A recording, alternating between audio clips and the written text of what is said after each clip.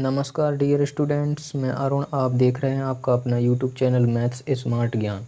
Student, आज की इस वीडियो में हम देखेंगे NCERT math class 10th chapter 1 real number यानी वास्तविक संख्याओं में प्रश्नावली 1.1 का प्रश्न क्रमांक 4। तो स्टूडेंट, चलिए इस प्रश्न को हल करते हैं। प्रश्न में कहा गया है कि यूक्लिड विभाजन प्रमेयिका का प्रयोग करके दर्शाइए कि किसी धनात्मक पूर्णांक का वर्ग किसी पूर्णांक m के लिए 3m या 3m प्लस 1 के रूप का होता है। तो स्टूडेंट, इस प्रश्न को हल करते हैं। यहाँ पर सबसे पहले माना कोई धनात्मक पूर्णांक a व भाजक b है, तो हम इसे यूक्लिड विभाजन प्रमेयिका के अनुसार लिख लेते हैं। यूक्लिड विभाजन प्रमेयिका होती है a बराबर बी क्यू प्लस आर, जहाँ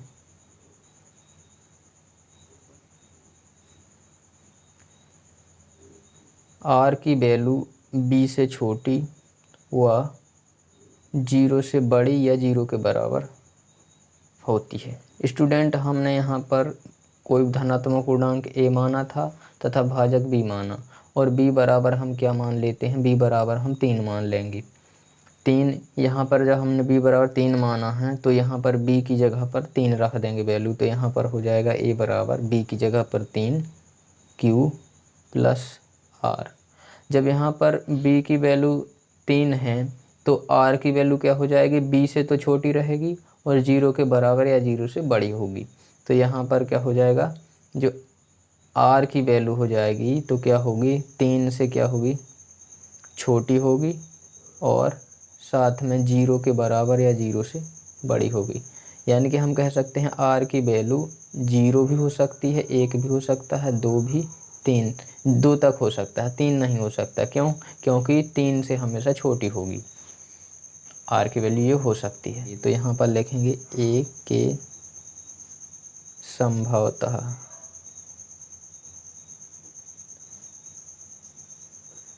जब r की वैल्यू अलग अलग रखेंगे तब a के संभवतः मान क्या हो जाएंगे, यहाँ पर देखते हैं।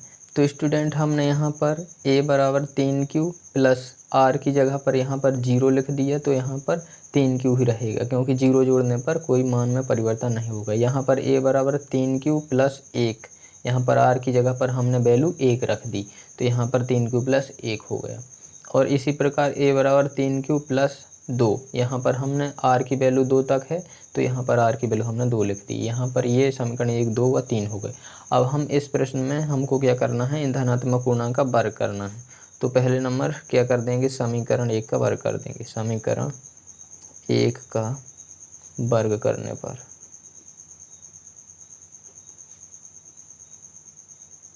समीकरण 1 क्या है? a बराबर 3q, तो इसका क्या कर देंगे? वर्ग कर देंगे।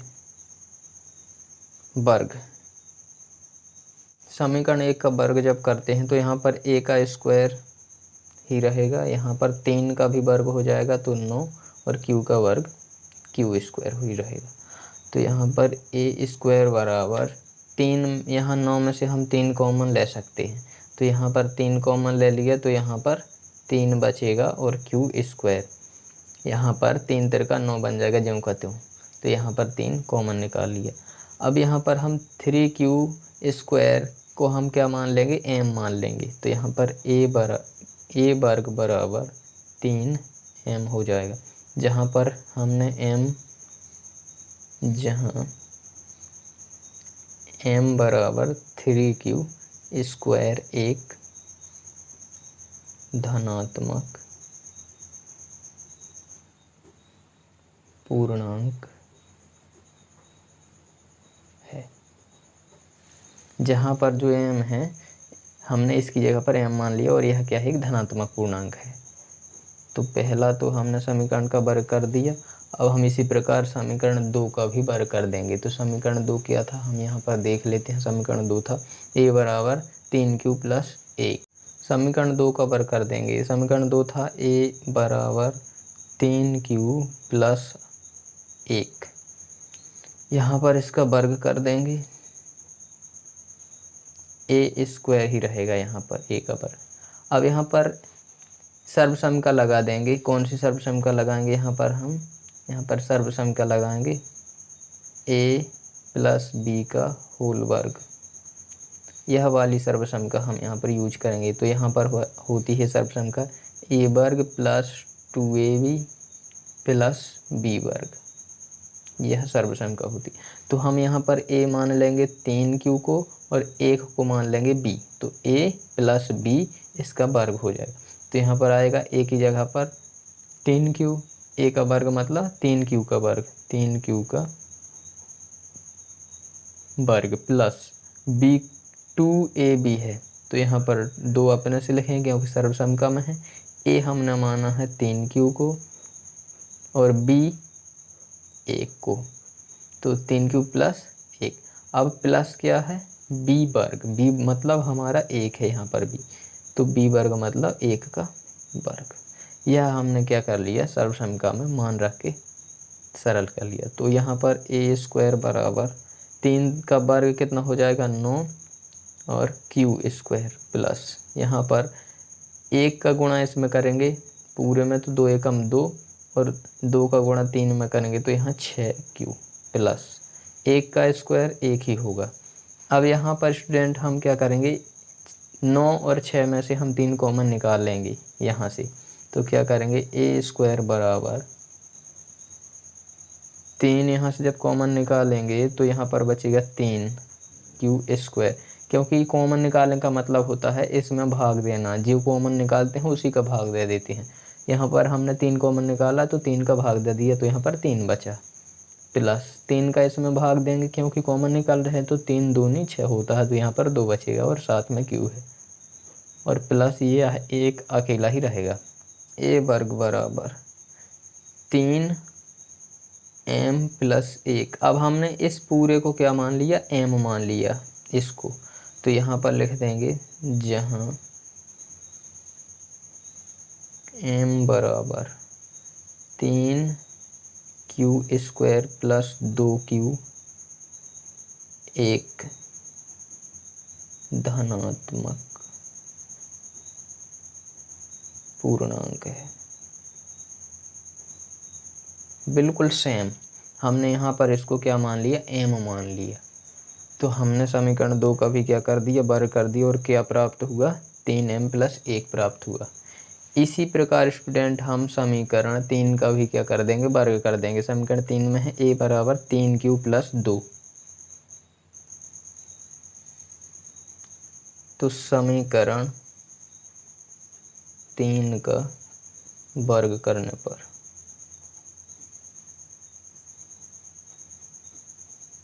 समीकरण 3 का वर्ग कर देंगे। समीकरण 3 था a बराबर 3q प्लस 2। अब इसका क्या करना है? वर्ग। a का वर्ग a स्क्वायर ही रहेगा। यहाँ पर इसमें भी हम वही सर्वसम का लगाएंगे जो पहले लगाई थी।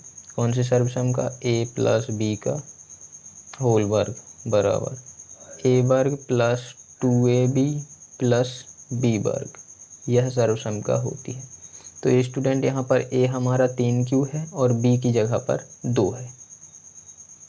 तो हमारा हो जाएगा a वर्ग मतलब 3q का वर्ग प्लस 2ab 2 सर्वसम का में है, a की जगह हमारा है 3q और b की जगह पर है हमारा 2। तो यहाँ पर 2 प्लस b वर्ग मतलब 2 का वर्ग।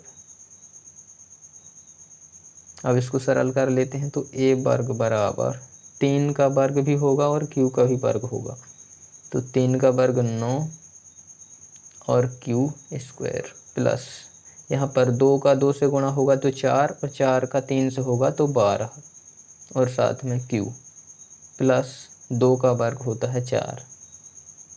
a वर्ग बराबर 9q का स्क्वायर प्लस 12q प्लस इसको हम 4 को लिख सकते हैं 3 प्लस 1। अब ऐसे में क्या होगा कि 9 12 और 3 तीनों से 3 कॉमन निकल जाएगा हमारा। a वर्ग बराबर यहाँ से 3 कॉमन निकाल लेंगे तो 3 कॉमन निकालेंगे मतलब इसमें 3 का भाग देंगे, तो 3 तिरका 9 होता है, तो यहाँ पर 3 और साथ में क्यू स्क्वायर रहेगा, प्लस यहाँ पर भी 3 का भाग देंगे तो 3 चौको 12, 4 बार भाग जाएगा और क्यू भी रहेगा। 3 का एक इसमें भी देंगे भाग तो 3 एकम 3 एक ही रहेगा, और प्लस यह वाला एक एज इट इज रहेगा। इसके बाद यहाँ पर ए वर्ग बराबर, इसको तो हम मान लेंगे पूरे को m, तो यहाँ पर क्या बन जाएगा 3m और प्लस में यह वाला एक, जहाँ पर m बराबर 3q square plus 4q plus एक धनात्मक पूर्णांक है, जहाँ पर यह क्या है, एक धनात्मक पूर्णांक है जिसको हमने m मान लिया, तो यहाँ पर 3q प्लस 3m प्लस 1 हो गया, तो इसका भी हमने क्या कर लिया, वर्ग कर दिया। तो देखिए हम फाइनली क्या प्राप्त करते हैं, यहाँ पर जब हमने वर्ग किया तो 3m प्लस 1 इस रूप का मिला, और जब समीकरण 1 का वर्ग किया था तो हमें यहाँ पर 3m का रूप मिला था। इसी प्रकार जब हमने समीकरण 2 का वर्ग किया था तो यहाँ पर 3m प्लस 1 मिला था। अतः किसी धनात्मक पूर्णांक का वर्ग 3m या 3m प्लस 1 के रूप का होता है। तो स्टूडेंट इसी के साथ यह क्वेश्चन समाप्त होता है। प्रश्न 5 हल करेंगे। स्टूडेंट प्रश्न को पढ़ते हैं। प्रश्न में क्या कहा गया है। प्रश्न में कहा गया है कि यूक्लिड विभाजन प्रमेयिका का प्रयोग करके दर्शाइए कि किसी धनात्मक पूर्णांक का घन 9m प्लस 1 या 9m प्लस 8 के रूप का होता है। तो स्टूडेंट इस प्रश्न में हमें क्या करना है, किसी धनात्मक पूर्णांक को घन को इस रूप में दर्शाना है। तो चलिए प्रश्न को हल करते हैं। यहाँ पर सबसे पहले मानेंगे, माना कोई धनात्मक पूर्णांक a है, वह भाजक b बराबर 3 है, या हमने मान लिया सबसे पहले। इसके बाद हम इसको यूक्लिड विभाजन प्रमेयिका के अनुसार लिख लेंगे। यूक्लिड विभाजन प्रमेयिका से, तो यूक्लिड विभाजन प्रमेयिका होती है a बराबर bq प्लस r, और यहाँ पर एक कंडीशन होती है कि जो r की वैल्यू है वह b से क्या होगी, छोटी होगी, और 0 के बराबर हो सकती है या 0 से बड़ी हो सकती है r की वैल्यू। भाजक को माना हमने 3, तो यहाँ पर क्या करेंगे, a बराबर b की जगह पर हम लिखेंगे 3 q as it is plus r। अब चूंकि यहाँ पर जो r है तो b से क्या होता है, छोटा, तो b की वैल्यू हमारी 3 है, मतलब 3 से छोटा होगा, और 0 के बराबर या 0 से बड़ा है, यानी कि 3 से छोटी और 0 के बीच के होंगे r की वैल्यू। तो यहाँ पर r की वैल्यू क्या क्या हो जाएंगे हमारी, 0 भी हो सकती है, 1 भी हो सकता है, 2 भी हो सकता है, यह क्या हो जाएंगे, r की वैल्यू हो जाएंगे। यहाँ पर स्टूडेंट हमें क्या करना है, यहाँ पर m के साथ में 9 है यहाँ पर हर स्थिति में, लेकिन हमें यहाँ पर भाजक को 3 ही लेना है, यह हमें ध्यान देना है इस क्वेश्चन में। पिछले क्वेश्चन में हम जो m के साथ में वैल्यू होती थी उसी को हम भाजक मानते थे, लेकिन इसमें हमें m की जगह पर 9 है, लेकिन हमें भाजक 3 ही मानना है। तब a के संभवतः मान a बराबर 3q प्लस, यहाँ पर r की जगह पर हम पहले यदि एक वैल्यू 0 रखें तो क्या हो जाएगा, यहाँ पर 0, तो a बराबर क्या हो जाएगा, 3q ही रहेगा, क्योंकि 0 जोड़ने पर इसका मान 3q ही रहेगा। इसी प्रकार हम r की जगह पर 1 और 2 अलग अलग रखेंगे, तो a बराबर 3q प्लस r की जगह 1, इसी प्रकार a बराबर 3q प्लस 2। यह a के क्या हो जाएंगे, 3 अलग अलग मान हो जाएंगे। इसको हम 1, 2 और 3, इसको हम समीकरण 1, 2 व 3 नाम दे देंगे। इसके बाद हम क्या करेंगे, चूंकि हमें इसमें क्या दर्शाना है, घन को दर्शाना है, इस रूप का घन को, तो हमें क्या करना है, इसमें घन कर देना है। समीकरण 1, 2 व 3 के घन करके हमें देखना है कि इस रूप का आ रहा है कि नहीं आ रहा है। तो क्या करेंगे, हम इसका घन कर देंगे। समीकरण 1 का घन करने पर समीकरण 1 का क्या कर देंगे, घन कर देंगे। समीकरण 1 क्या है, a बराबर 3q है, a बराबर 3q यहाँ पर, क्योंकि 0 जोड़ने पर 3q ही रहेगा। तो इसका घन करना है। तो जब इसका घन करेंगे तो यह क्या बन जाएगा, a का घन हो जाएगा और बराबर में 3 का घन हो जाएगा 27 और q का घन ही रहेगा। और जब आगे इसको करेंगे तो क्या हो जाएगा, a घन बराबर यहाँ पर 27 में से क्या कर लेंगे हम, 9 कॉमन निकालेंगे, क्योंकि हमें 9 m के रूप का दर्शाना है ना, तो इसलिए हम यहाँ से 9 कॉमन निकाल, जब 9 कॉमन निकालेंगे तो 9 में 27 का भाग देंगे, तो क्या हो जाएगा, यहाँ पर 3 बार जाएगा 27 में 9 का भाग, तो 3q का घन यह बचेगा। तो स्टूडेंट यहाँ पर हम इसको क्या मान लेंगे, m मान लेंगे। तो यह वैल्यू कुछ इस प्रकार से हो जाएगी, AQ बराबर 9m हो जाएगा। यहाँ पर हमने इसको m मान लिया, जहाँ m बराबर 3q घन एक धनात्मक पूर्णांक है। तो हमने जब इसका घन किया पहले समीकरण का, तो हमें 9m के रूप का मिला। इसी प्रकार हम देखते हैं समीकरण 2 व 3 के घन करके। समीकरण 2 का घन करने पर, समीकरण 2 का स्टूडेंट हम घन कर लेंगे। हम समीकरण 1 का घन कर चुके हैं। समीकरण 2 हमारा था a बराबर 3q प्लस 1। इसका क्या करना है हमें घन, तो इसमें 3 की घात चढ़ा देंगे। अब जब इसमें घन करेंगे तो यहाँ पर एक सर्वसमीकरण लगानी पड़ेगी a प्लस b का होल क्यूब वाली। तो सर्वसमीकरण क्या होती है स्टूडेंट, a प्लस b का होल क्यूब बराबर AQ plus 3a square b plus 3ab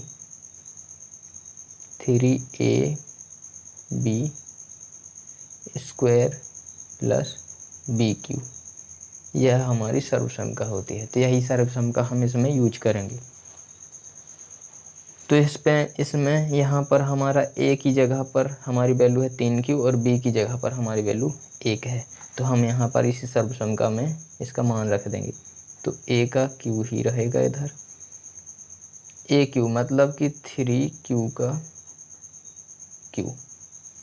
b की जगह पर हमारे यहाँ 1 है, तो यहाँ पर 3a स्क्वायर b, तो 3 तो सर्वसमीकरण में है, a स्क्वायर मतलब कि 3q का स्क्वायर, और b की जगह पर हमारी वैल्यू 1 है, प्लस 3a की जगह पर 3q है और b की जगह पर हमारा 1 है, तो b का क्या करना है स्क्वायर, b मतलब 1 का स्क्वायर कर देना, प्लस b का क्यू मतलब कि हमारे यहाँ पर 1 का क्यू कर देंगे। इसको सरल कर लेंगे, AQ बराबर यहाँ पर 3 का क्यू हो जाएगा 27 प्लस यहाँ पर 1 का इसमें गुणा करेंगे तो कोई परिवर्तन नहीं होगा, 3 का गुणा इसमें कर देंगे। तो यहाँ पर क्या है देखिए, पहले नंबर इसमें वर्ग चढ़ा है, तो इसका क्या कर देंगे वर्ग, तो 3 का वर्ग हो जाएगा कितना 9, और 9 का गुणा करेंगे इस 3 में तो क्या बन जाएगा यहाँ पर 27। यहाँ पर एक बार और देखिए, 3 का पहले क्या करेंगे वर्ग करेंगे, क्योंकि वर्ग चढ़ा है, तो 3 का वर्ग होता है 9 और 9 का फिर गुणा इस 3 में करेंगे तो कितना हो जाएगा 27, और यहाँ पर q का स्क्वायर भी होगा क्योंकि स्क्वायर चढ़ा है, प्लस यहाँ पर 3 तिरका 9 और q, क्योंकि 1 का वर्ग 1 ही होगा, 1 का गुणा करेंगे तो इसमें कोई परिवर्तन नहीं होगा, प्लस 1 का q 1 ही होगा। अब यहाँ पर AQ बराबर, यहाँ पर q भी था, यहाँ पर q का घन, क्योंकि 27 3 का घन होता है और q का घन q ही घन रहेगा। स्टूडेंट अब हम यहाँ से 9 कॉमन निकालेंगे। जब 9 कॉमन निकालेंगे तो यहाँ से क्या हो जाएगा, 9 कॉमन जब निकालेंगे तो इसमें 9 का भाग देंगे तो 3 बार जाएगा, क्यू का क्यू ही रहेगा, प्लस यहाँ पर भी 9 का जब भाग दे देंगे तो 3 आ जाएगा और क्यू का स्क्वायर, प्लस यहाँ पर 9 का जब भाग देंगे तो 1 ही बचेगा और 1 ही क्यू बचेगा, प्लस यहाँ पर यह 1 अलग से रहेगा। ठीक है, इसके बाद यहाँ पर हम इस पूरी वैल्यू को क्या मान लेंगे, m मान लेंगे। तो यहाँ पर हमारा हो जाएगा ए क्यू बराबर 9m प्लस 1। यह हमारा क्या हो जाएगा, इस रूप का हो जाएगा, जहाँ पर हम लिख लेंगे, जहाँ m बराबर 9, m बराबर 3, यह वैल्यू 3q का q plus 3q square plus q एक धनात्मक पूर्णांक है। यह हमारा क्या है, एक धनात्मक पूर्णांक, जैसे हमने m मान लिया तो हमने इस वाले का क्या कर दिया, घन कर दिया। अब हम इसी प्रकार से समीकरण 3 का भी क्या कर लेंगे, घन कर लेंगे। समीकरण 3 का घन करने पर समीकरण 3 में क्या था हमारा, a बराबर 3q प्लस 2, हमारे यहाँ r की जगह पर 2 था, इसमें 1 था, यहाँ पर 2, तो इसका भी क्या कर लेंगे, घन कर लेंगे। घन मतलब कि इसमें 3 की घात चढ़ा देंगे। स्टूडेंट यहाँ पर जब घन इसका करेंगे तो यहाँ पर भी वही सर्वसमिका का यूज करेंगे। सर्वसमिका हमारी क्या है, a प्लस बी का होल क्यू बराबर A cube plus 3a square B plus 3a बी स्क्वायर प्लस बी क्यू। यह हमारी क्या है, सर्वसमिका है, इसी का हम इसमें यूज करेंगे। a का क्यू करेंगे तो ये क्यू ही रहेगा। यहाँ पर ए क्यू मतलब कि a की जगह पर हमारी वैल्यू है यह वाली, तो यहाँ लिखेंगे हम 3q का q plus 3a square B, तो 3a स्क्वायर की जगह पर 3q का स्क्वायर और b की जगह पर हमारी वैल्यू है 2 प्लस 3a की जगह पर है 3q और b की जगह पर है 2, तो 2 का स्क्वायर, b का स्क्वायर मतलब 2 का स्क्वायर प्लस b का क्यू मतलब कि हमारा 2 का यहाँ पर क्यू हो जाएगा इस तरह से। अब इसको सरल कर लेंगे तो ए क्यू बराबर, इसको जब घन कर देंगे इसका 3 का, तो 3 का घन 27 और क्यू का घन भी हो जाएगा, प्लस यहाँ पर देखिए पहले नंबर इसमें वर्ग चढ़ा है तो इसका वर्ग हटाएंगे, वर्ग 3 का क्या कर लेंगे, वर्ग कर लेंगे, तो 3 का वर्ग हो जाएगा 9 और 9 का गुणा इस 3 में कर देंगे तो कितना हो जाएगा, 9 3 27 और फिर 27 का गुणा इस 2 में करना है तो कितना हो जाएगा, ये 54, यह हो जाएगा 54 और क्यू स्क्वायर है क्योंकि, एक बार फिर से देख लीजिए, 3 का वर्ग करेंगे तो 3 का वर्ग हो जाएगा 9 और 9 का गुणा यदि 3 में करेंगे तो 9 3 27 और 27 का 2 में गुणा करेंगे तो 27 दूनी 54 होता है और क्यू स्क्वायर। इसके बाद प्लस यहाँ पर 2 का पहले नंबर वर्ग करेंगे तो 2 का वर्ग हो जाएगा 4 और 4 का गुणा हम इसमें करेंगे 3 में तो 12 और 12 का गुणा 3 में करेंगे तो कितना हो जाएगा, 36।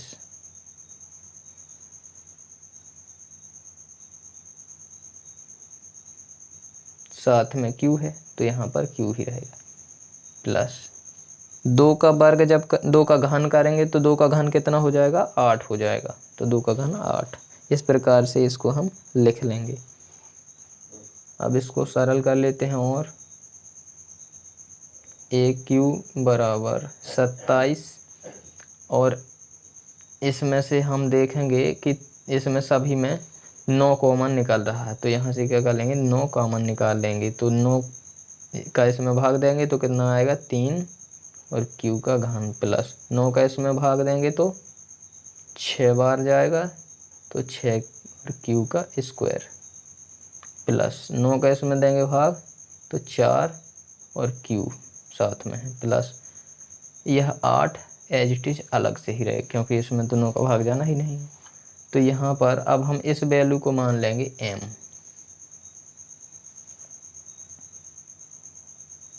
ए क्यू बराबर 9m प्लस 8। तो यह हमारा क्या हो जाएगा 9m प्लस 8 हो जाएगा, जहाँ पर m जो है तो m की वैल्यू कितनी है 3q का घन plus 6q square plus 4q एक धनात्मक पूर्णांक है।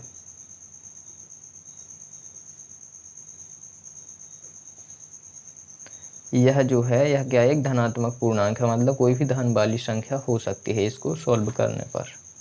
तो 9m प्लस 8, तो हमने यहाँ पर देखा पहले नंबर हमारा आया था 9m का रूप, और दूसरे समीकरण को जब हमने घन किया था दूसरे समीकरण का तो 9m प्लस 1 का रूप आया था, और इसके बाद हमारे जब तीसरा समीकरण का घन किया तो 9m प्लस 8 वाला रूप आया। तो हम यहाँ पर कह सकते हैं कि जो धनात्मक पूर्णांक का घन होगा किसी भी संख्या के तो वह तीनों रूपों का हो सकता है। कौन कौन से यहाँ पर लिख देंगे। अतः हम कह सकते हैं कि किसी धनात्मक पूर्णांक का घन 9m प्लस 1 और 9m प्लस 8 के रूप का होता है। इस तरह से यह क्वेश्चन यहीं पर समाप्त होता है।